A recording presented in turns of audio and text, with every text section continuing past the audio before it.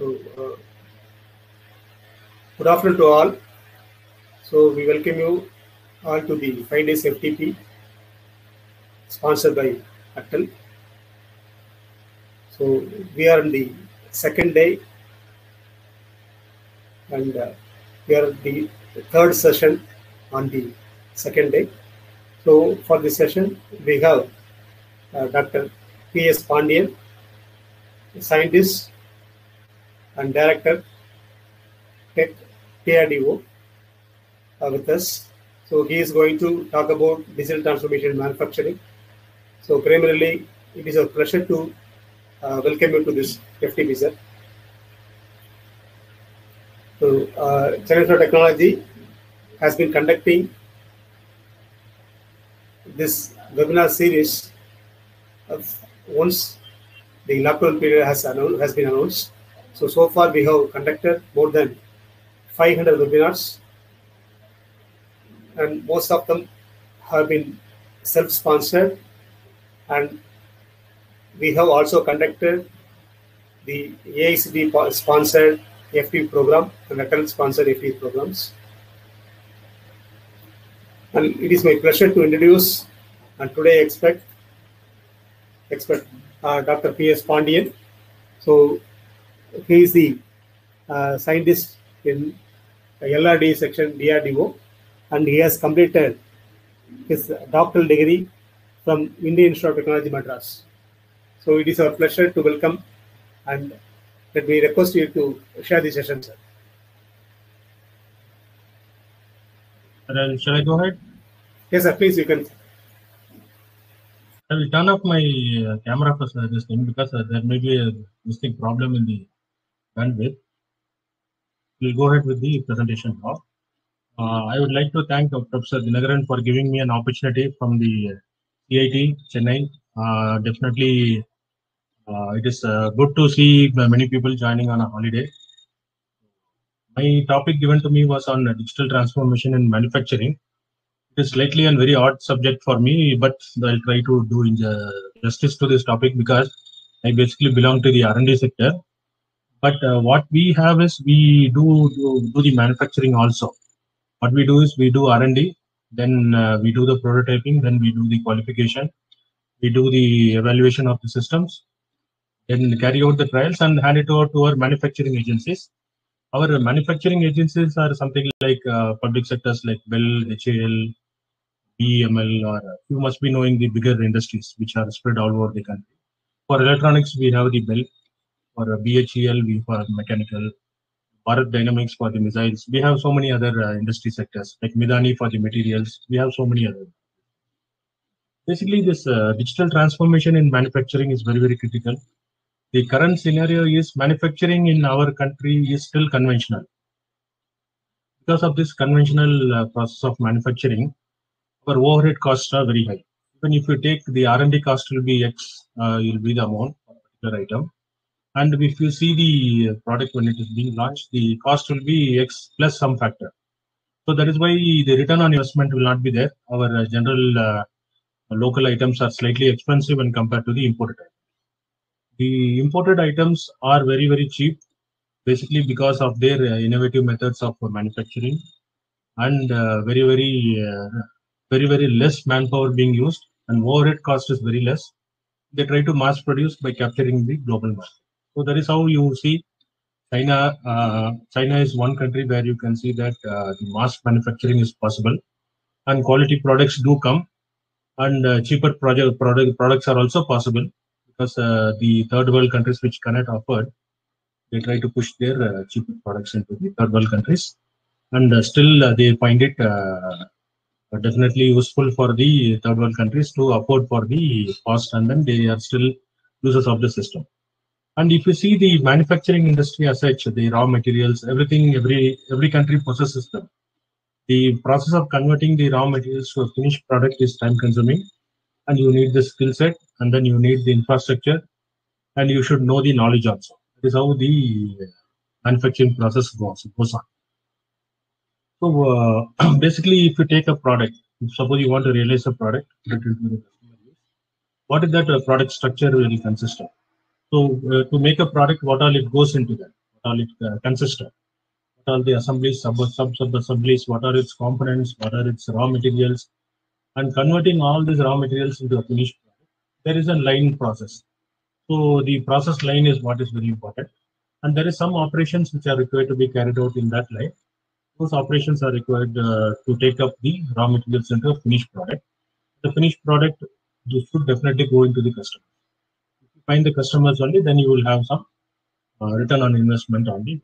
And also, if you can do a very good product, ultimately it should not end up in a product which is not meeting the customer needs. So this is the basic product structure. So basically, what are the bill of materials will consist of? So the number and name of each part, what are the number of items which are going to be there, and what are the sources for each part. Where are these parts or sub parts or sub assemblies or components or raw materials which are going to come from different sources. And then what is the final completed product is going to be, and what is your BOM, that is your bill of materials for all these sub assemblies and sub assemblies. So from this we derive out what are the bill of materials, and then what is the overhead cost, what is your infrastructure cost, what is your manpower cost, what is the investment you have made, and you want to add some more costing to that, then you can add that, and then you try to see what is your bill of materials, and then try to derive what is the profit you are going to make and what margin you are going to make. So there is something called a root sheet. A root sheet is nothing but a set of instructions into the plant showing how to manufacture the product. It is something like your blueprint. So you have the blueprint for your raw materials, and then you have some set of instructions which says that this is the way, or something like a secret formula or something like that, which is the IP of the company. Then you convert that into a finished product. And then for that you use some machines, you use a valuable time, and some operations you carry out on them, and then there are some descriptions for operations. And then you carry out some testing, and then you do validation, and then you launch the product into the market using some marketing. Basically, the manufacturing process, there are so many manufacturing processes involved in that. Hanging, alloying, casting, can be metal forming, metal cutting, you can do a welding, assembling, and then finishing. These are some of the manufacturing processes. Mainly I'm concentrating on mechanical, which is very easy to understand. Then finally, you evaluate the cost. Once you do the operations on the equipment, the cost can be fixed. You need not worry about what is the number of parts which have gone into that. You can simply try to bring a blind cost to that system, and then you can have fixed costing. Otherwise, you can do a variable cost depending on number of parts, number of assemblies. There is some hardware, firmware, or there is some application software. There is some other kind of an IP which is involved. All that cost you can bring in. And then what are the types of manpower which have been used? What are the materials which have been used? Suppose you are using some very noble metals like gold to make the contacts and other things, or the things. If you are using some platinum materials, you can have variable cost. And then next is the cost estimating. You need not worry about the fixed cost or the variable cost. You try to estimate the actual costing. What are the direct material cost? What are the labor cost? What are the overhead cost in that?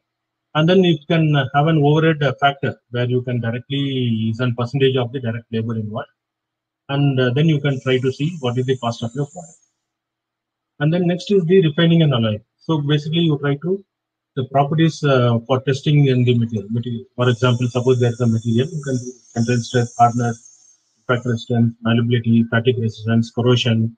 Suppose based on the application you want to have some materials which are very noble or something, then what are the tests you carry out on them, and then how do you characterize those equipments, materials, and then use them in your system.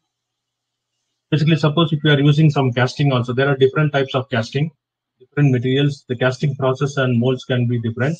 How much of quantities are going to use? All those process you can try to see that, and then you can bring it. Suppose if you had used some metal forming, whether you had used some rolling, wire drawing, forging, all this process will go into that, and then we try to see. Suppose if you had used some metal cutting process like shearing, turning, drilling, planning, all this process can be used. These are some of the manufacturing processes which are used. Suppose if it is a welding process, you have different welding process like arc welding, or beam welding, gas welding, brazing, and depending on that, you need to establish the infrastructure, the costing. You need the trained manpower, the skilled manpower. So it's again directly proportional to whether the welding process will be useful for that subsystem or something like that. You need to go. Then again, assembling also. Once you are done the subsystems developed, you start assembling them. Assembling can be in batches or it can be continuous process. What is the manpower required? And then once you have done that, how do you finish the product? By finishing in the sense that how do you give a coating or a painting, anti-corrosion, you want to give some chrome painting or metal painting, or it has to be used in some hazardous environment like chemicals, or it is to be used on some ships. Some special paints are required. So what type of paint you're going to use? These are some of the processes which are involved in the. And how do you do the costing of the final product? Once the item is manufactured, how do you do the costing? Direct costing or direct labor costing, overhead? How do you plan them? Basically, you carry out a planning sheet right from the investment, from the market survey, the raw materials, and how is your marketing team done it? How you advertise your products? What are the expenditure involved in that? What are the manufacturing process? What are the equipments you have invested upon? And then finally, what are raw materials? How many sub-assemblies are there? If there are any patents which have gone in, all those you combine and then bring in a costing. Then you have a profit margin. It can be 10%, 20%, or much more also. Even companies can even make up to 50% of the expenditure involved in the product, or you can even go higher also. So that is how you do the product costing. So the manufacturing typically goes like this. Suppose what are the awarenesses you create, what are the factors you consider that, then you evaluate that, whether there's going to be a market to it or there's not going to be any market to it. Then what you do is you try to make a system and then you put into the market. This is a very traditional way of journey. So here we use the conventional methods. We don't use any automation or something like that. If there is an annual maintenance, periodic maintenance, we go by some standard methods and you have a conventional manpower. Now what we are trying to do is we are trying to transform. Basically, digitally, we are trying to transform this conventional method of manufacturing. What we try to say is a digital transformation is nothing but a service transformation, partly enabled and required by digital and technology. So here we use some digital methods and some technological advancements into that. We are not disrupting the process. We are trying to bring in some kind of a digital transformation so that a conventional system becomes much more intelligent, and the product and the service and the customer experience is going to be very, very good. The product is going to improve, the service is going to improve, and there is going to be a very good customer satisfaction. So that is what we call as digital transformation. We are not trying to disrupt the system, we're trying to transform. So indirectly, what we are going to achieve is a better product, a better product cycle, and a very good customer experience. We will see what all the advantages we are going to have in the digital transformation. So basically what we see here is we have a manufacturer, then the item goes from the manufacturer to the customer. So what we call it as basket to basket. That is the from the manufacturer to the consumer it goes. So the consumer sites like the mobile apps, advertisements, they all directly go to the customer. Otherwise, what we have from the manufacturer, it goes to the reseller, or it is an offline method. The reseller in turn goes to the customer. So it goes to the customer.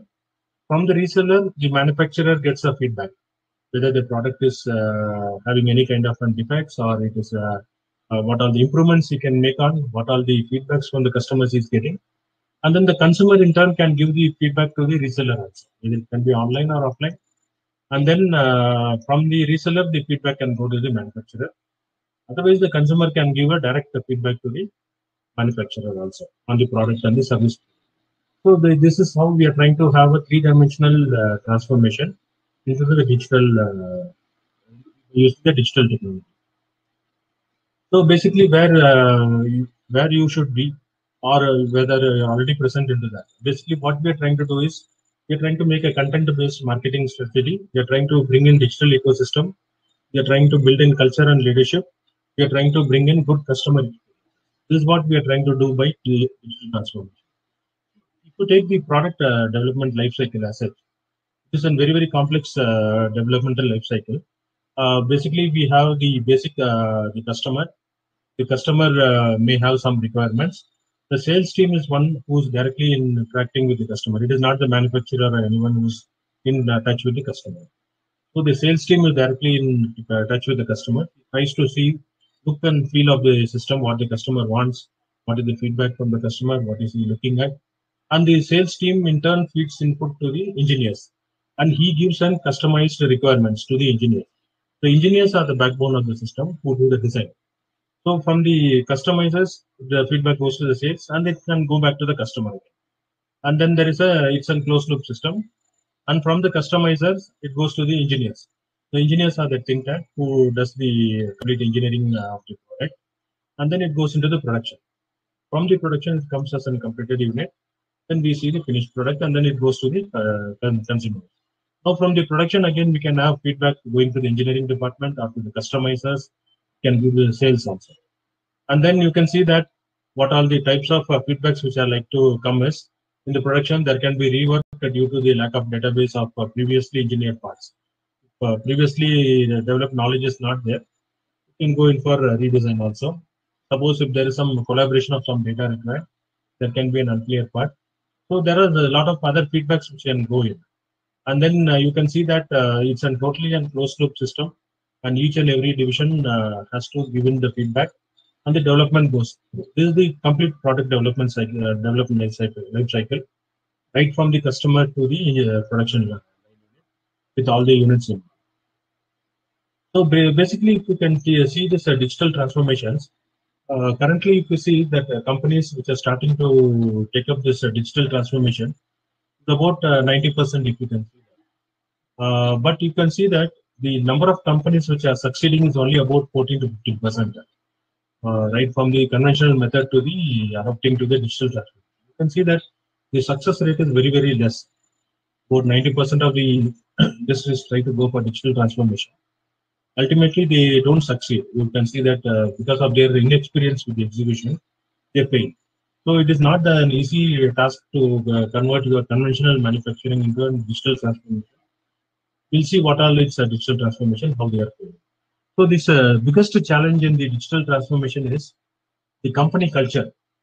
Because conventionally, the company has got one particular type of culture which is going around, and you want to all of a sudden change it into some kind of a digitally want to transform them. Not going to be easy because the culture is not there, and the company is totally confused, and then they are not able to take it up, and they are not able to go forward. And next is you can see that there is lack of data in there, not knowing what the customer wants or what is the use of this digital transformation.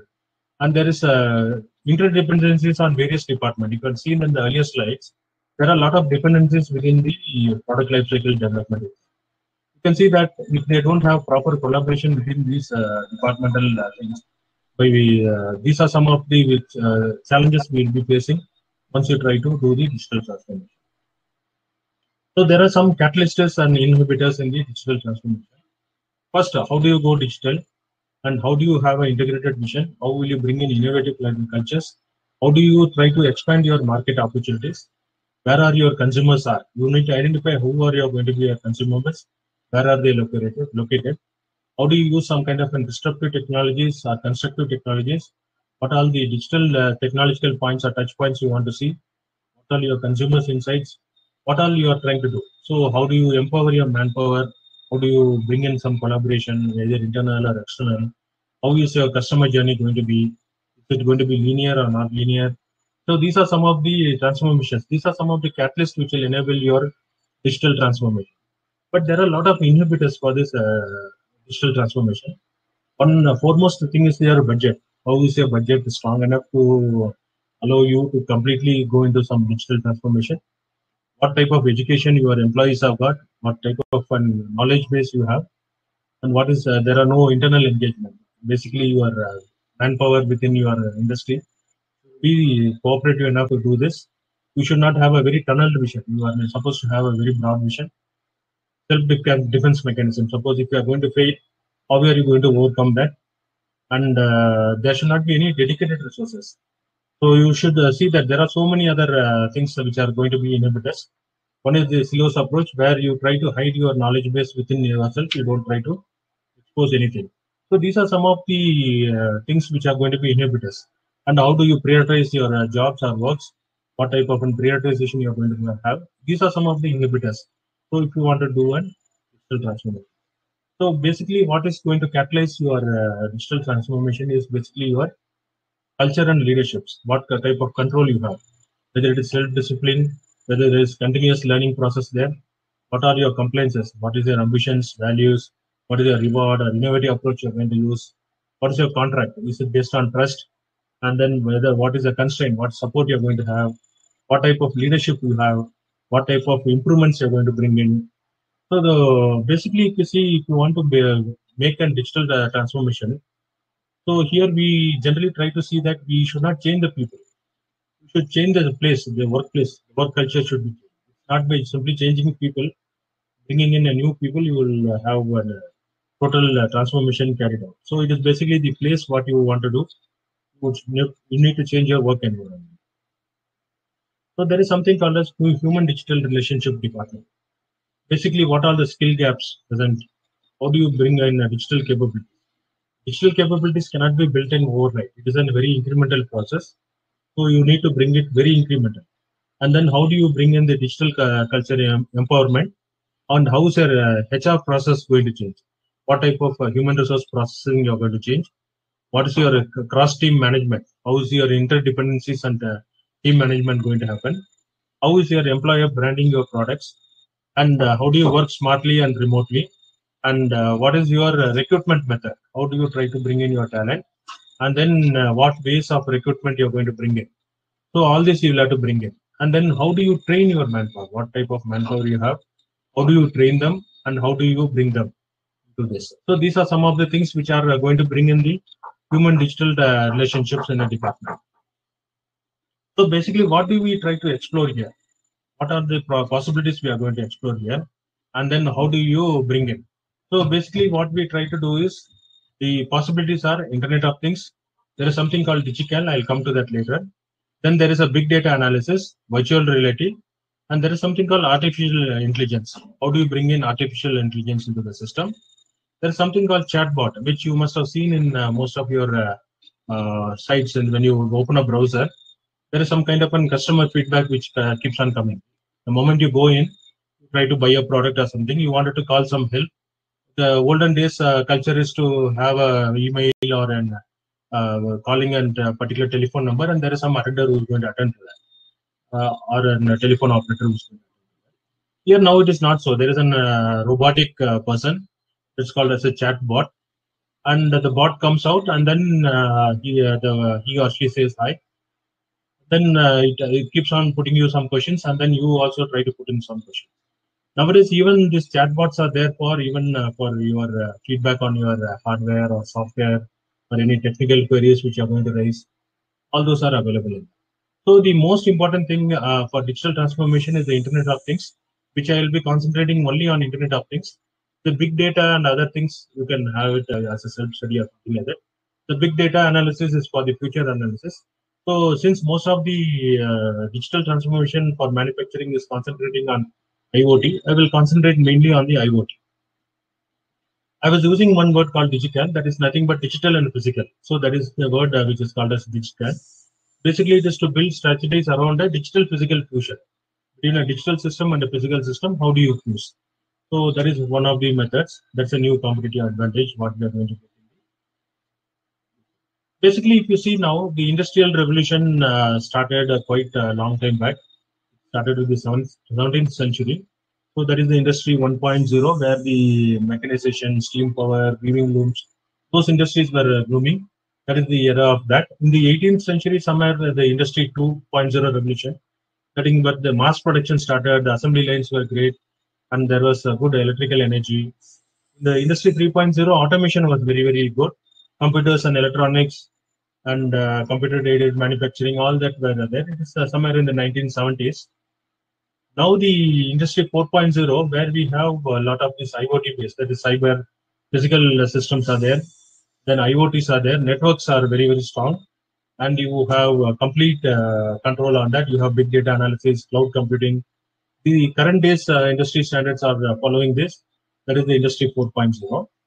So basically the manufacturing context by 4.0 is nothing but the smart manufacturing factories, or smart factories they call.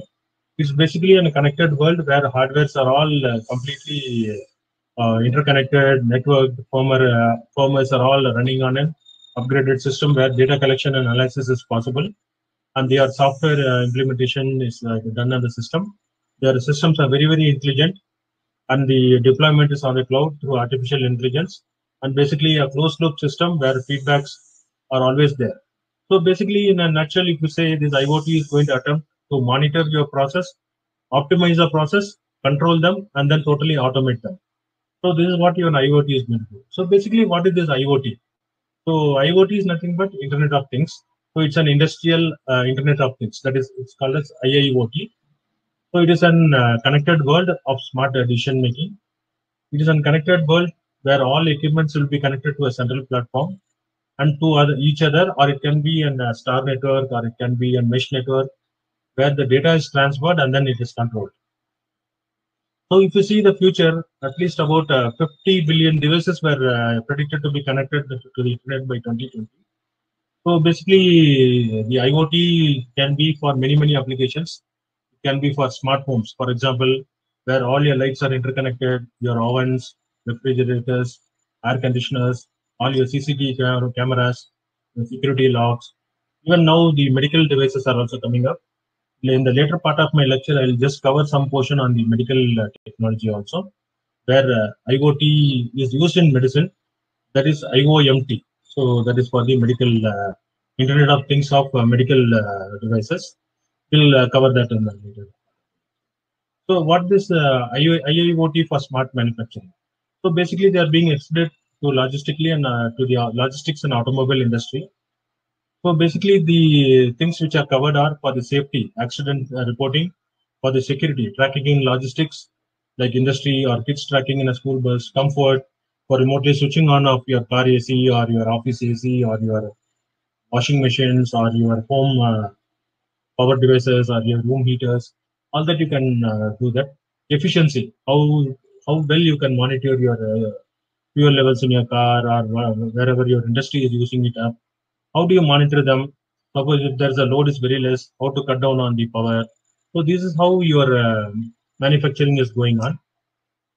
So basically in the industry, you can see that you have the physical plant and you have a lot of operators, you have the management, logistics, and you have a data scientist for analysis. Basically, all of them have one application software running behind them, and then you have a connectivity. Then that connectivity takes up to the place where the physical process goes on, where the raw materials come in, and then the finished products goes out. And then you have the cloud services. All this data is connected to the cloud, where the analysis is carried out. The analysis is carried out by some artificial intelligence or machine learning or whatever you wanted to have. You can have that. Basically, you have it in the cloud, and then you compute them, you store them. You have a complete history of your plant, right from day one when you have established your industry. You have run for many, many years. This goes on.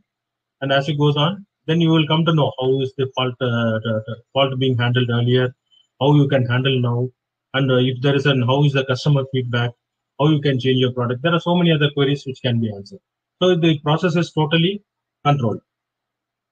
So IoT in manufacturing is very, very important, especially for resource planning, product planning, for maintenance scheduling, for your market cycles. Suppose, for example, during the COVID time, there was no need for these many of the items to be made available on excess quantities. So if there is a need of very less demand is there in the market, you can cut down on the markets. So if there is a recession or a slowdown, you can cut down on it. And how you can order your raw materials. When is your raw materials likely to get over? When you will have to order your raw materials. So that is how it goes on. It's a very, very advanced method of monitoring all of your. So smart manufacturing implies that you have a very good connectivity, you have very good data handling and processing methods, and you have artificial intelligence and machine learning in the background. You have a good platform and application access, and you have a 24/7 cloud access. So basically, it's a top-down approach where you can have a positive impact on your business, and definitely it is going to yield a good return on investment on you.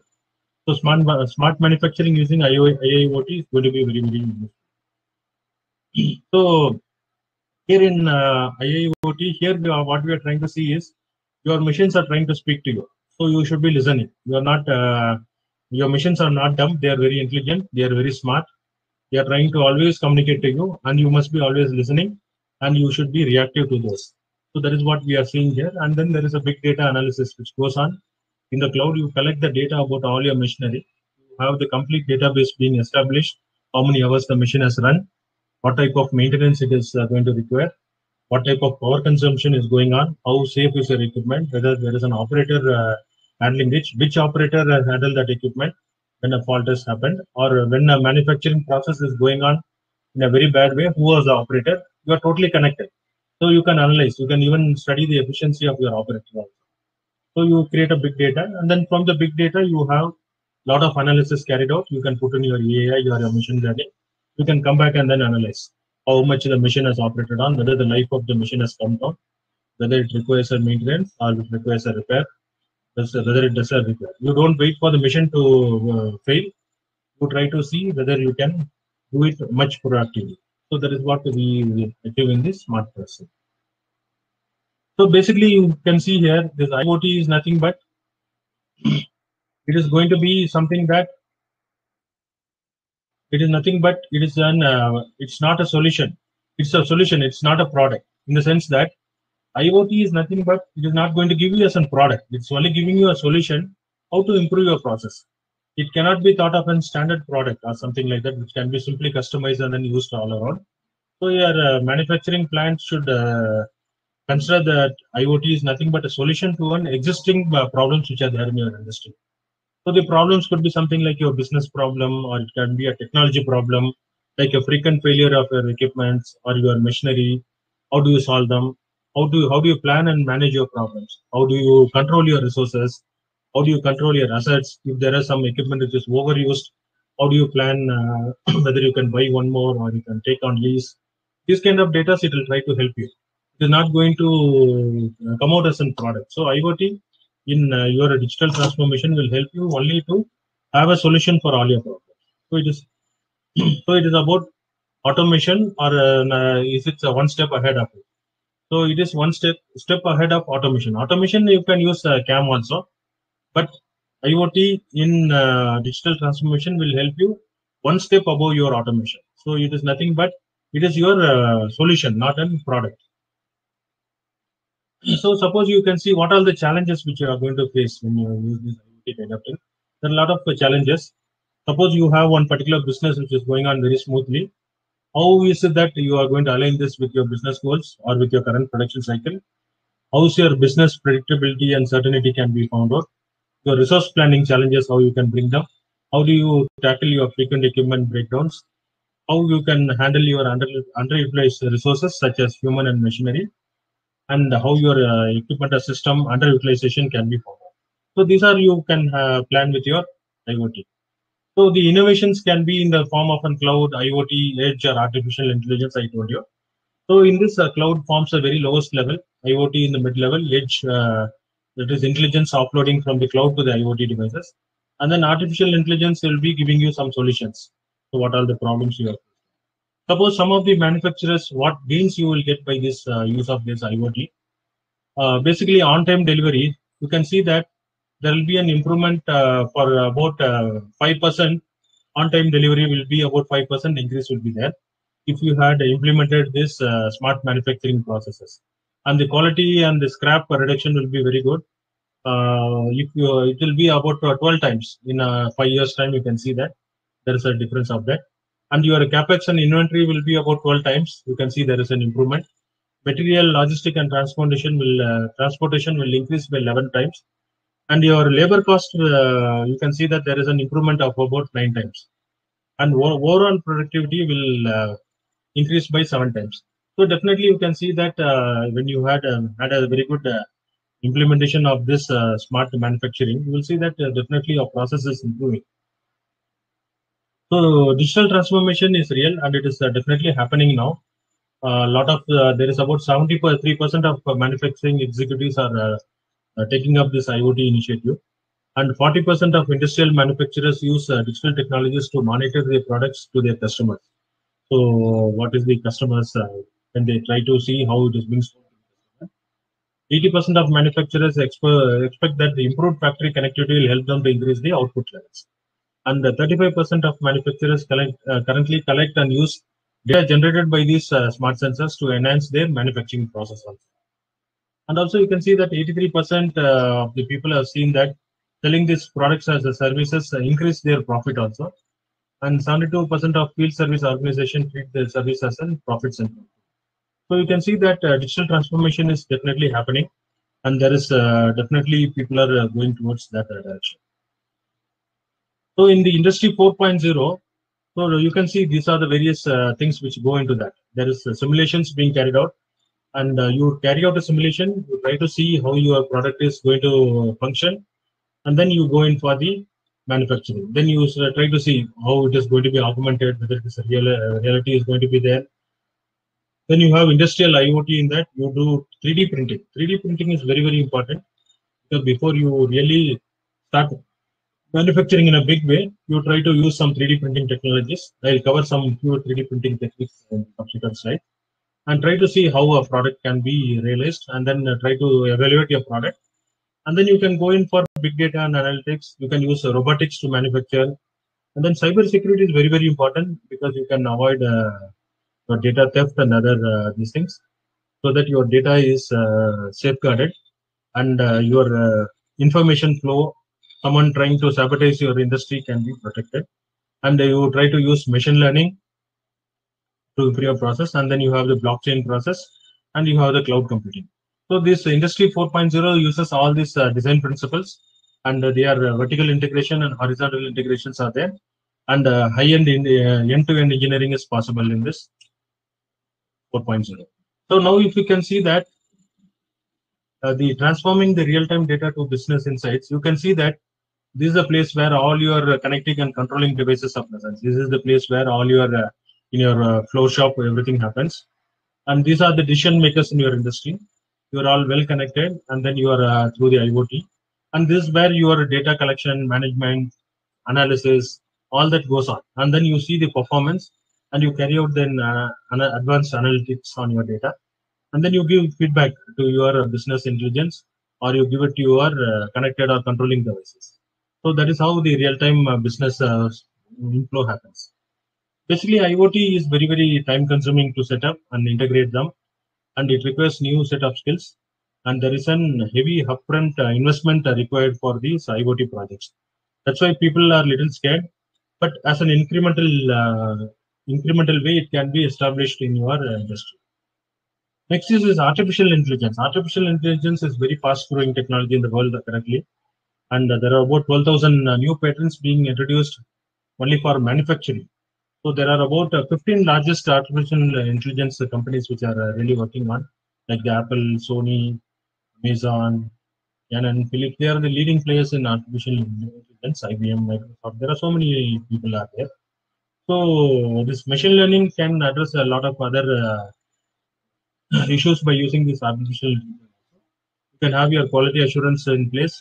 You can see your demand forecasting. What is the type of sales which is there? How well we can expect the sale to go up or come down. You can schedule your products very nicely by use of this artificial intelligence. You can see when the factories, lines, or teams, or machines, or people are most effective, and you can use that. That is how you create and kind of a database. If there is an anomaly, you can try to detect that, and then you can try to intervene, and then you can try to clear that, and then you can do this predictive maintenance. Because earlier it was preventive maintenance. The sense that preventive maintenance is all basically periodic. In the sense it can be 3 months or 6 months or 1 month. There is some kind of a schedule which is written on that machine, and then it says that the machine was serviced on so and so date, and the due is on so and so date. But now it is not going to be. With this artificial intelligence all in place, it is going to be predictive. Predictive in the sense your database or your IoT keeps collecting data about the health of the machine, and it predicts when is it likely to fail, so that I can start my preventive maintenance now. And if there is going to be a failure of the equipment, when it is likely to fail. So that can be done, and you can control your supply chain and your inventory. How well your inventory is controlled, when is your raw materials getting over, and how can you control your supply chain, when your items are going to come in, and then you can optimize your production. So you can see that machine learning and then artificial intelligence are very, very important. So if you can see the data flow in your IoT, you have the devices and the gateways here, and they are well connected by either connected lines or by Bluetooth. And then this is the place where the event happens. That is the production happens. And then there is an analysis system where the system analytics happen, and you have all your data collected here, and then you implement your machine learning here, and then you try to give in a real-time dashboard what is going on, whether there is a failure of your equipment, or you can give the status of your equipments, and then you store your data for archiving for longer. So this is how your streaming of IoT happens. So basically, these IoT projects are implemented in three levels. So the first generation is the remote monitoring. Basically, you have sensors on the machinery and other places. Then you have the connectivity. Then you have to manage the devices. You remotely monitor them. The generation two, what that is the business workflow happens here. Basically, you get the alerts. You have the app environment. You have the remote maintenance. You have the business process, the workflow. In the generation three, where the advanced analysis happen, you do the advanced analytics. You visualize the data. You do predictive maintenance, and then you carry out the artificial intelligence. So the IoT goes in 3 levels. So you can see that these are the challenges and opportunities. So basically, if your organization is planning to do an industry 4 based on IoT, an organization should be driven by what type of revenue they have, what is the margin they are going to expect from a product, how they are going to transform the business model into a business process, and what is the digital maturity of the company, and how they can manage those transformation, and how they can bring in new skills, and then the niche technologies must be available with them, and the skill sets must be available. So basically, you can see here how much of things goes in. Like you can have the smart sensors, you can have 3D printing technology, authentication of, and then fraud detection. How much of HMI is going to be there? What is your location detections? What are your IoT platform? What mobile devices are there? How much of cloud computing you have? What is your augmentation? There are so many things which are there. So that is how you leverage your industry when you are in the 4.0. So now if you see the global scenario, each country has got its own method of bringing in their method of digital transformation. Like for example, Germany is one country which brought in the industry 4.0, and many other countries like made in China 2025 is what China is making it. So India has initiated this slogan "Make in India." So that is how the most of the manufacturing and the production is now coming up in a very big way with this slogan "Make in India," and we try to minimize the import content and try to export to the manufacturer to the maximum. So this is what each country has got its own slogan, similar to what Make in initiatives we have in our country. So one this thing is, for example, you can see here by using this industry 4.0 this thing, and by using the IoT, you can see that the phone manufacturers, which is one of the biggest thing in the world right now, the number of consumers are very, very high.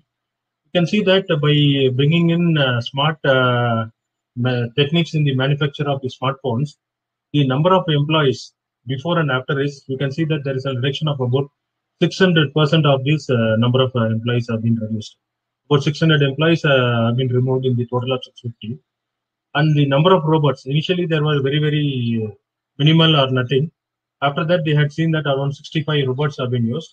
The defect, you can see that there are about 25% defect in the conventional method of manufacturing. When they have gone for the smart method of manufacture, it's less than about 5%. That is about 80% reduction. And the production per person, you can see that it was only 8,000 pieces. Now it has gone about 2.6 times. That is 21,000 pieces production has happened. So you can see definitely there is an increase. So definitely IoT will revolutionize the industry. So what are the technologies which are revolutionizing is robotics, 3D printing, big data, and then this analytics. And the process, constant communication, decentralizing the decision-making process, standardization, and a smart transport system. And in terms of people, increased efficiency, skill development, and only to handle disruptions like monitoring and corrective action. So you can see that by using these three methods of technology, process, and people, we'll be able to definitely revolutionize the IoT. So now I was telling about this digital manufacturing. You can see one important technique in the digital manufacturing is the 3D printing. I thought I'll take up only this 3D printing, which is very, very efficient, and then it is definitely creating a lot of changes in the current manufacturing process. So basically, what is this 3D printing and what are the technologies used? What are its challenges? What is the impact which it makes on the market? So basically, what is this 3D printing? It's a process of joining materials to make some objects from 3D models data, usually layered upon layer, as opposed to the subtractive manufacturing methods. So earlier you must have seen some kind of a milling machine or something like that. Now we are not using that. We are trying to add upon layer by layer. We are constructing, and then we are trying to manufacture some methods. So to tell in very plain English, suppose you have created a Word document. The Word document you print, you come to a physical layer, that is to your paper. So this is what we do it in a 2D printing. So in 3D printing, nothing but you have done some model in your CAD or something like that. Now you can come from digital to physical. You can see that a physical object is being created upon. You can see this is what is 3D printing. There are 7 types of 3D printing, different building mechanisms, and the costing also again varies accordingly, and different materials are used, and there are different purposes of it. So basically what we try to do is it's by material extrusion using the FDM method, and this is a very most common technology. And then desktop models are widespread used, and you can see here this is a typical method of this 3D printing. You can see a device being printed. Then other method is the material jetting, where we try to have a material and then we jet it, and then these are meant for professional prototypes. Multiple materials can be built, common in design forms. Next is the binder jetting. The visual prototypes can be created. Tooling is used. Investment casting can be done. It's meant for larger platforms. Many people use this. Next is the sheet lamination. Here what they do is the reams of papers are used as a base material, meant for very low strength applications, but it's good for good color based applications. You can see it's basically using the paper as the base material. Next is the stereolithography based method using the polymer materials. This is the oldest and the initial first form of the 3D printing. This was very highly used. Everyone possesses this technology. You can print in very low strength parts, and even desktop versions are available now. You can even print it at home also. Very, very cheap. Next is the powder based systems. They are using large range of materials. Very good strength you can achieve. You can make in even functional parts with this. You can make some mobile parts or functional parts. The base material here is some kind of a powder only, and it is used in industrial scale. And the next very high-end technique is the directed energy deposition method. Here we use an electron beam melting, very commonly used by many of the R&D industries, especially in the medical and aerospace, and they work on the metallic parts. So this is a very important this thing in the 3D printing. So basically, when do you use 3D printing? When we want to do some prototypes, when you want to do some low value manufacturing, when you want to do some tooling, or you want to make a consumer products. You can do some customization, personalization for individual use. Suppose you want to do some art or design, you can do that. For education purpose, you can use them. Medical applications like dental implants, bone implants, all that we can try out and see. Then basically this prototype, basically before you go for an actual product, you create a prototype so that you don't fail at your final product. Then you give it to your customer and try to see what the customer feedback is about. Then the look and feel, and then the customer can give us feedback, and then you can make the necessary changes. So basically here we are trying to save money and then time on the tooling, and multiple iterations are possible, and the feedbacks can be incorporated, and then you can take in new feedbacks. So basically, if you see this disabled peoples, the disabilities are based on individual type of disability. It's very difficult to make a standard product and give it to them. So this these kind of techniques of using making prototypes, trying it onto them, personalizing it by means of 3D printing has definitely revolutionized the medical industry. And the sports athletes and all, you can see that they have their own customized kind of prosthetics or something. So what they do is they try to design this in a system. You can see there are various types of seats are designed based on the individual's disability. Then you print it. You can see a 3D printed seat is here. For that particular individual, this will be the type of a seat. You need not have to make an universal seat. You can make it what is the type of disability based on the person's disability. You can make them. You can see you have different various degrees of freedom. You can make a shoe, or you can make a table, whatever you are wanting. Suppose you want to make a rubber-based shoe, you can make that, or a night lamp, or you can have a teapot. You can make your own customized design of your musical instruments, your mobile phone casing covers. You can make your chains, whatever you want. You can. But the 3D printing also faces a lot of challenges. The materials and the machinery is very, very highly expensive, and there is also unreliability because there is a lot of rejection rate in these machines also. And then scaling up of this technology is very, very difficult. Once you buy that equipment, that you have to use it for its life. Speed is very, very slow. It's not that very interesting. Then the IP, many of them try to protect their IP of those machines, so they don't give it out. A lot of environmental concerns are there because people try to use some kind of materials which can be disposed without any proper precautions, and there is a lot of environmental concerns on that. Surface finish may not be good, resolution may not be good, mechanical properties you cannot expect to a real material, and only it's meant for making some shapes. There are no functional or any functional parts are not available in that. Just to make some shape and then try to see that. So this is how the challenges in the 3D printing. So basically, earlier manufacturing techniques use these CAD models to design them, then convert into a computer-aided manufacturing. That is how they used to do. Earlier, the CAD process were 2D or 3D solid models were used, and then the manufacturing were there. But now you can see that this IoT by 2020, what was predicted is somewhere around 26 to 50 billion things were to be connected to the internet, and the cost of the sensor technologies have declined by about 100 times cheaper now over the last 10 years.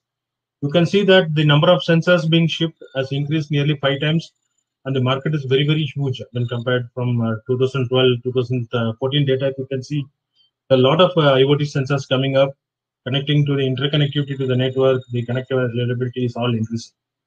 And you can see that the manufacturing has seen a biggest gain in this IoT. One important application of this IoT is in the human health monitoring, that monitoring and managing illness and improving the wellness.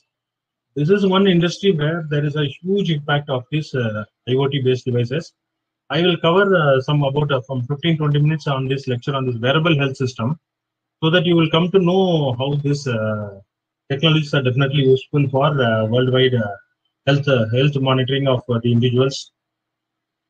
And you can see this IoT is definitely setting the factories to generate a lot of resources, and the economy of the company is going to increase. And definitely it will revolutionize the manufacturing process and products and system, and also the process will be improved. So you can see that the IoT is definitely going to improve the supply chain management. Operating efficiency is going to increase. There is going to be predictive maintenance, and inventory optimization is likely to happen. So the IoT and supply chain management is definitely going to help. You can see that the popular company like the BMW, they know that what is the machines which are undergoing and what type of components are likely to fail, how well the system is going to be working. And also you can see this Toyota also uses this method to recall what type of their equipments are, what are the machines which have been produced, and what all components are gone in which of the vehicles, and so that they can recall exactly how the recalls can be minimized. And also HP is also integrating on this for the supply chain management and monitoring. And also they have seen that their project management supply chain has gone up by up to 50%. And if you see this Boeing, they have the engines fitted on the aircrafts worldwide. When they are in airborne, across the globe, they monitor the engine, which engine is flying at which location, and they get the engine parameter values at their company. They monitor the complete data of their engines, and they know that which engine is performing. If there is an issue with an engine, they try to analyze that. How is the performance and how is the engine being maintained by each of that? They know the complete. So IoT definitely provides a comprehensive view of what is occurring at every point in the production process and helps to make real-time adjustments. So it will help you to increase the manufacturing productivity by 10 to 25%. So definitely you are going to have a global economic value going up to even 1.8 trillion by 2025. That is what is the scenario being projected. So you can see that various industries like the Ford, GM, there are so many companies which are definitely using this kind of an IoT in their complete equipment manufacturing processes, and they are definitely seeing that there is a lot of improvement in their processes.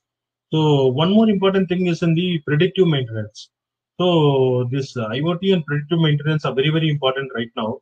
And all the industries like Intel, Ford, and GE, they have a method of monitoring. For example, the Intel uses predictive monitoring to anticipate the failure of their processor, and the Ford also detect when there is some going to be some particular problems in their upstream machines. They try to immediately get it off and then try to see how they can maintain it well before the failure occurs.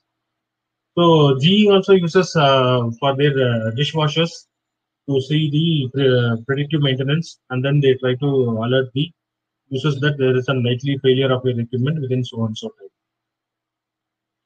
So definitely, if you have predictive maintenance, your expected downtime will be very, very less, and then you can see that your investment is going to have a better return on it, and definitely your economy will definitely improve. So also, the IoT is going to help you in your inventory optimization. What type of equipments are used, how long they have been used, what is your return on investment of a particular equipment, and whether your inventory is underutilized. Suppose if you are underutilizing it, how whether you can give away that equipment and try to see an alternate method to get that spare part or a subsystem being manufactured from some other. So definitely IoTs are helping you in the manufacturing process. IoT also can help you in the safety. Basically, IoT, what we can do is we can have some kind of an IoT badges to the individuals. Suppose they are entering into a places where is hazardous or even too proximity to an equipment. You can see to that the equipment can be stopped also. So you can avoid some accidents also. So it will be very definitely for user friendly. So definitely you can see that smart products share three components. Basically the physical components, the smart components, and the connectivity. The physical components are mechanical and electrical. Smart components are your sensors, microprocessor, data storage, controls, software, and the OS and your user interface. So connectivity is nothing but your wired or wireless connectivity by means of ports, antennas, etc. So these are the items which comes in the IoT. So basically, designing and smart manufacturing products, you need to have the mindset of the designers to change. So when you want to design a new product, how you are going to implement that, and how you can change the mindset of the people. So basically, what we are looking at the cost, low cost, the green process which we are trying to do in, and then how you can use some machinery like robots or autopilot system or an automated software which can do it. So the smart manufacturing policies are being implemented in various countries.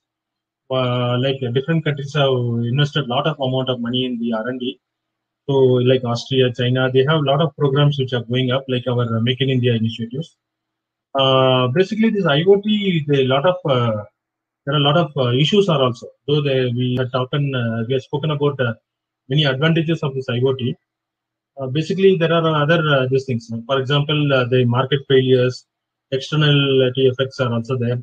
Like how do you adopt this technology? Whether what is the type of competitiveness? Whether people are ready.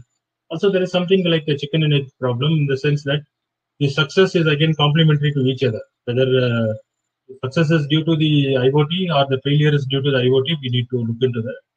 Interoperating standards, we need to see that because there are a lot of interoperating issues. One equipment manufacturer may not have an interface which is suitable for your communication or your interfaces. We'll have to look in so that a common platform comes in. The workforce or the human capital gains because the people must be ready to adopt this technology and use this data. And also there should be a lot of regulatory approaches, a lot of common guidelines should come in. Then only we can see that it will definitely work. You can see that a lot of IoT based planning is being done. What people have planned, for example, if you take India, we are investing about 7.4 billion for the smart cities. So few cities have been identified for the smart cities, and India is already incorporating that. And many countries are definitely investing so much of money for the IoT. So one important problem with the IoT is that funding. Where do you get the funding from? Who will give? And definitely government should encourage. Who will convene and plan this? There should be some kind of a global planners or a national planners who can plan this and what are the coordination which is required, what are the actions which are required by the agencies. The agency needs to work out and then see that how it can be implemented. And regulatory action, what kind of regulations are there, what kind of, suppose if there is a spectrum, how the licensing can be utilized, what are the types of licenses required, what is the cost for regulation, all that need to be worked out. And what is the trade policy, because each company has got their own trading guidelines, but even within the country and outside the country. So what type of trading policies are going to be there?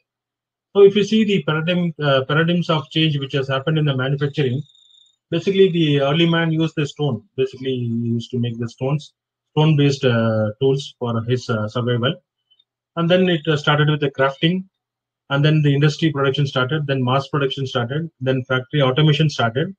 Now we are in the digital manufacturing. This is how the innovation has been going on. So basically, this is what you can see. You can see a car manufacturing with a lot of robots. This is a manufacturing process. But tomorrow, what we are looking at is, we are looking at virtual reality. You can see that there is a complete aircraft engine here. The engine does not exist, but the person in virtual reality can have a touch and feel of the complete equipment. They may be able to see the parts. They can even try to replace, remove. They can work on that complete system. This is what tomorrow we are looking at in the virtual industry. So we are talking in terms of the digital. So tomorrow's manufacturing is on the smart digital manufacturing, big data, predictive analysis, virtualized process, modeling and simulation. And we are looking at high performance computing and robotics. So definitely smart manufacturing will generate about 371 billion in the net global value in the next 4 years. So we can see that it is going to create a lot of data. It is going to streamline the process, factory operations, and the supply chains also. Earlier, I was mentioning about this wearable health. This is one devices which is going to be definitely useful for the complete masses. I will take about 15 minutes in this title. I'll try to skip some slides because with the current COVID scenario, you can see that definitely it has put us back in the health side for about 1 year. Last 1 year, you have been suffering with this pandemic with a lot of health hazards being there, and many you must have lost many of your close friends or relatives and many other. Definitely, this wearable health monitoring systems will help you to monitor your health status in real time. And definitely, there is a lot of this IoT and manufacturing is going on in a big way. So basically, if you see the healthcare, other than taking care of your health, definitely you can see due to the old age population, the new disease coming up, you need to have a point of care diagnosis and treatment. So these wearable health systems will help you. Basically, what is the need for it? You need not have to wait for the disease to occur, then go to the hospital. Here we are looking at going around and then trying to monitor your health, and you need not have to be confined to a bed or a hospital.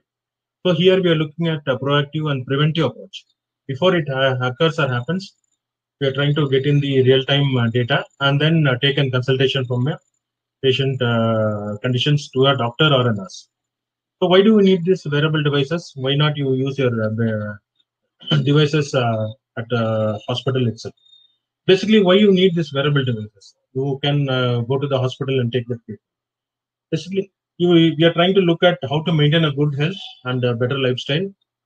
We are looking at citizens at risk like hypertension, obese person, diabetes, stress, people who undergo a lot of stress, they commit suicide and all. Early detection through long-term trend analysis. What we try to do is monitor the person's health 24/7 throughout the year and try to see what is the trend of his health, when it is changing, how it is reacting, and how we can reduce the damage.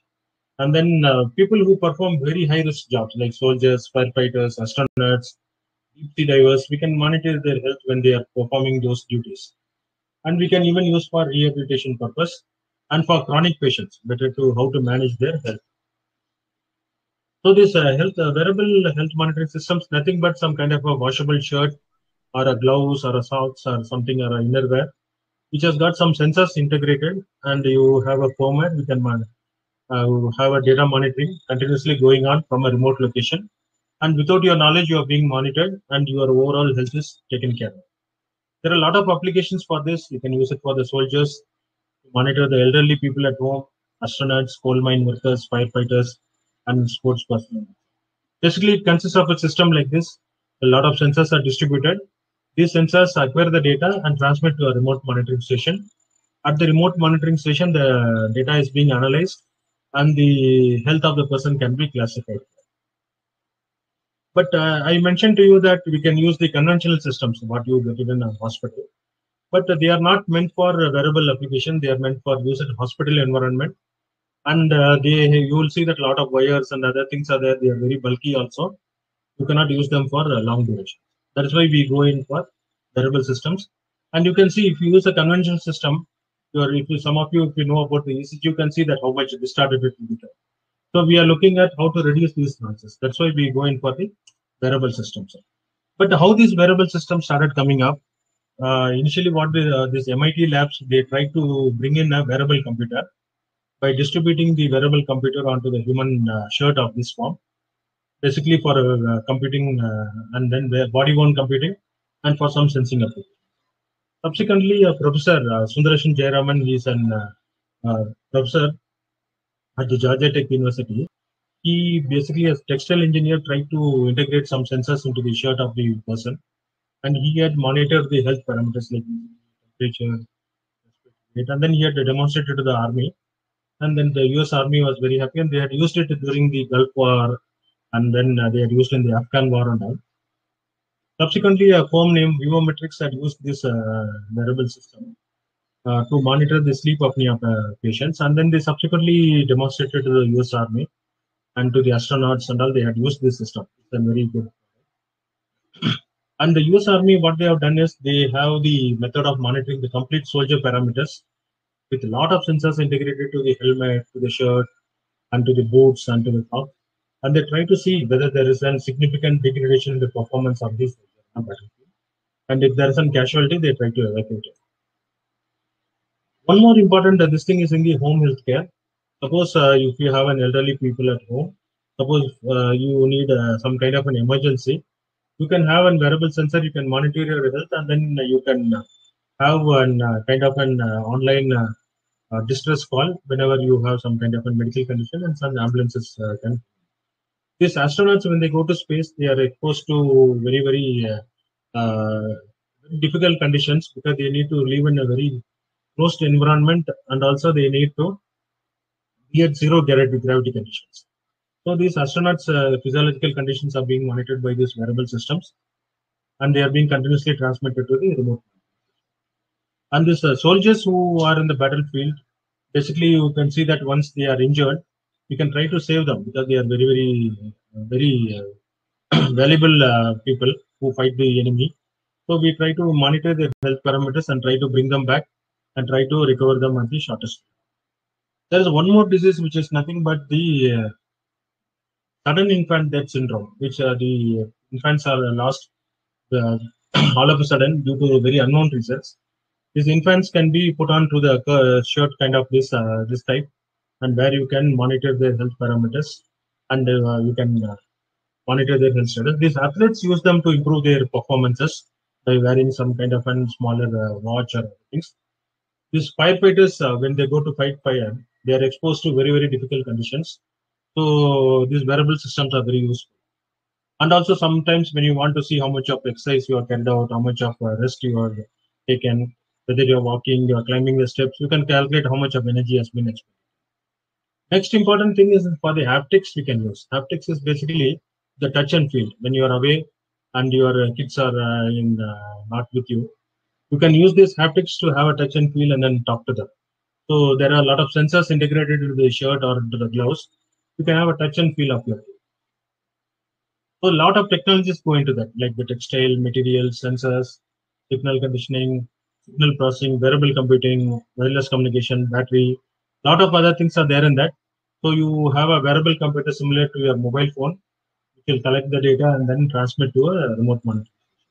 So you can see that wearable computers have evolved over a period of time in different forms. And you can see that a typical thought process started from this Walkman. You can see how much of the changes have happened in the Walkman. Similarly, the mobile phones, you can see that what type of revolutionary changes have happened, and what type of mobile phones you have. It's almost like a very portable computer you have. So these wearable computers basically have some sensors physical and physiological. They have an input device, you have a display, you have GPS, you have wireless connectivity, power supply, and then you have a video input and control and actuation operations are also possible. So you can see that the Fitbit had introduced on typical wearable device. It monitors all your health parameters like your heart rate, or even you can have your blood pressure, and you can have your trend analysis, and then you can know how much of energy you have expended, how much of walking you have done. So you can do this kind of. So you can see that various form of these wearable devices have been made, and they are available, and you can see that it can be in different forms. It can be a wristwatch, shoe pods, or a shirt, or strap-ons. And you can see you have various types of connectivity like Zigbee, Bluetooth, so many other things. So you can integrate them with your health monitoring. They use for mobile health monitoring. And you can have different architectures for the wearable devices based on the complexity what you are looking at, and then what type of competition you need to do, and how much, what type of form factor you are looking at. You can have this wearable device. You can see the wearable devices have progressed over a period of time with the different technological interfaces. So basically, for the wearable devices, the textiles plays a major role. Basically, they are the smart textiles. They are not the conventional textiles. They are breathable. They are waterproof, windproof, and they can be used in all environment. They can be conducting, and then they imitate you whatever conditions you are looking at. So they are used for novel clothing, protective clothing, safety, medical, military applications, baby products. Many are there. There so many smart textiles are adapted. Basically, they are nothing but they can sense, react, and adapt to the conditions around them. They are very smart. They can be conducting also. Now, this wearable electronics along with the wearable textiles are integrated together by means of printing and coating or stitching, and you create a circuitry or a device out of it, and they can be used for sensing applications and all. You create devices out of them. Suppose I had tried to show you a few wearable devices. You can see here. You can control your music play by this textile controls here. You can increase or decrease the volume, or you can change the music, and you can see the graphic equalizer playing on the with the control on it. You can see you can have some. Suppose if you are going in a cycle, you can have a traffic. You can have an indication of that you are driving. You can even play a music on your shirt with the textile material. And there are so many other innovative products. You can make a phone call or something. So you can see here. Here is one more wearable musical system. In the jacket, it has been fixed, and then you can change the music. You can increase the volume. So it's possible by means of conducting threads or conductive fibers. You can see these are some fiber materials. Along with the fibers, there is some conducting layer being built into that. It can be gold, silver, copper. Many materials are being used. You can see here a motherboard is woven. There is an Infineon processor into the textile material, and you can see that the conducting wires are flowing across all directions. You can have the complete processor built into the fabric, and then you can use it for computing. And also you can do some kind of patterning where you can bring in built-in patterns of circuitry onto the fabric, and then the textile material you can do by plating method, or you can coat some nano silver fibers, or you can see here this is a typical circuitry where there is a pattern being printed onto the fabric, and you can see that the signal conductivity is very good. Subsequently, what people started doing is how to distribute these sensors onto the body. And suppose if there is an elderly person at home, he need not have to be continuously looked after by someone. He has got some sensors about his movement, heart rate, and other parameters. He is well connected within the phone. Wherever he keeps moving, he is well connected. The location is known, the ambience is known, and then if there is some kind of an injury, or if he has fallen down, immediately he can be recovered from the home. He can be.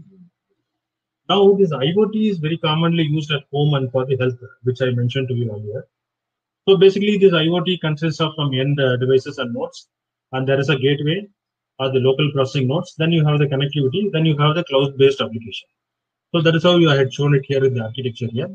At home, you can have all the devices like your TV, washing machine, smart car, all that you can be connected and you can control that.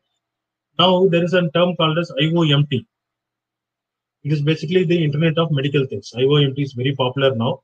The healthcare industry is using them to have the latest technologies to interconnect all these devices, and they are using it to transform this industry. So basically, the interconnection of devices Here we are looking at conventional devices of computers. The medical, we are trying to interconnect all the medical devices, and then you have an interconnection of all the medical devices. Now, for example, a person with an IOMT is at home, work, or anywhere. The data is collected either through his mobile phone or his computer. It is put onto the cloud, and the doctor or the nurse gets the indication what is going on. So a typical architecture can be something like you are at outdoor, home, or in an ambulance, or in a hospital, or in a ward. You are totally being monitored with your cloud data. So that is always available, and even your big data is available based on the entire database what has been created.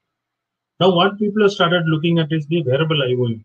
Like what we try to do is all the IoT devices with the individual sensors are distributed on your body. It can be in the form of a sole of your shoe or how much of walking you're doing. There's a blood pressure T-shirt, or you can try to see wristband or whatever it is, your heart rate patch. You're completely distributed all over your body wirelessly, and you are being monitored. So you can see that your complete sensors are being distributed, and through your mobile phone, the data goes to the server, and your data is being continuously. So definitely, there is a huge market of these medical devices for this. You'll see that by 2025, that market is going to increase from 3 trillion to 6 trillion, and a lot of people are showing good efforts on this. Definitely, with this pandemic in place, a lot of people are looking at these kind of devices to see that their health care can be provided. So IoT has got a lot of advantages, but people have to look into that what is the security of your data. If you're on wireless, whether someone can steal your data or put in some wrong data to that, what kind of security breach.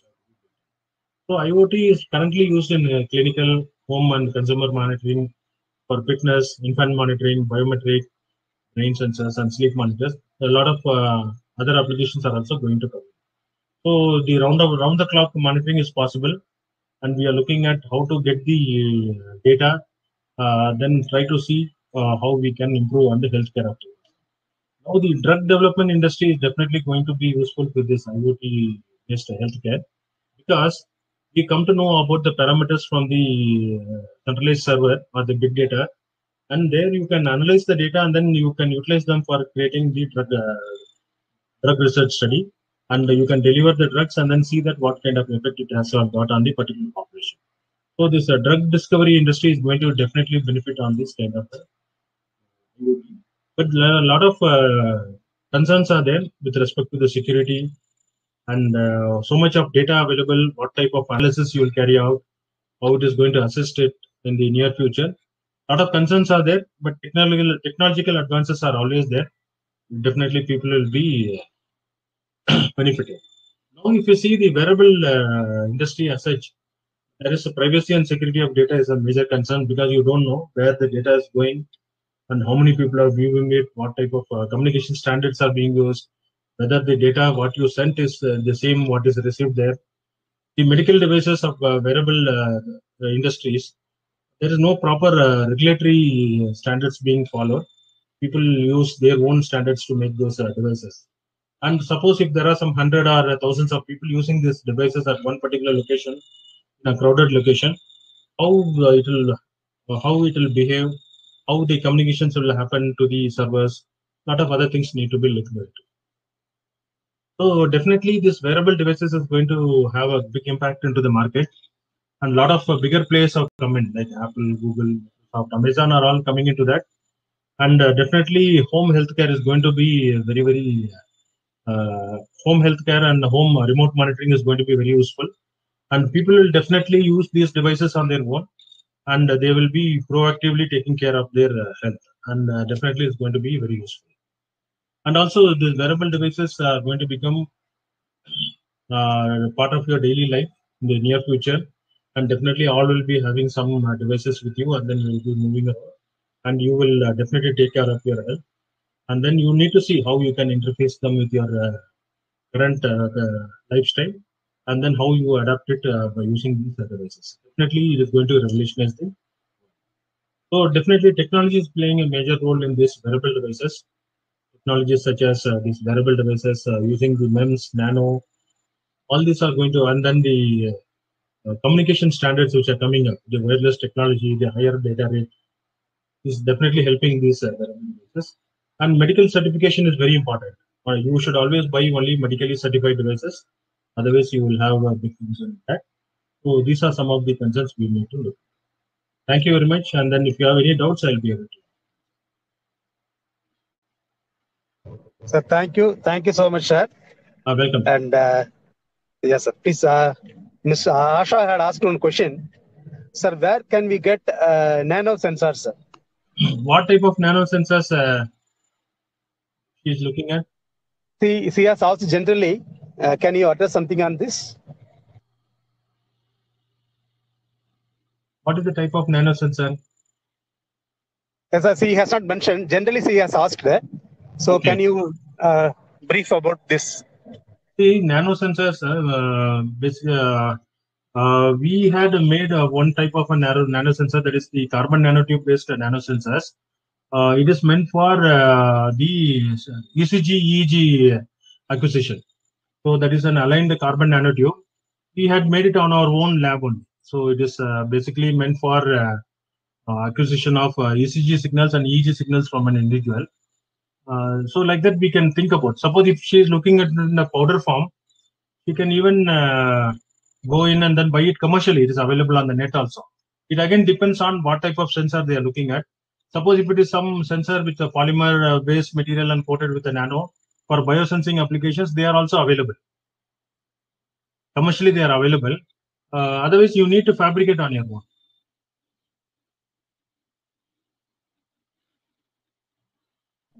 Thank you. Other participants, if you want to ask any questions, you can kindly type the question in the chat box. Because I didn't see the questions in the chat box. I'm just running through. Yes, sir. Yes, sir. Yes, sir. No questions has been asked so far. There is no okay, question. sir. Thank you so much. It was presented nicely. So I hope this might have given some enhancement in the knowledge of the participants and researchers. So thank you so much. We want to hear you a lot in the forthcoming FTPs. And thank you so much for being with us in between your busy schedule, sir. Thank you so much, sir. Thank you. Thank you very much. Thank you. Thank you for all the participants who are patiently listening. Thank you. Yes, thank you, sir. Thanks.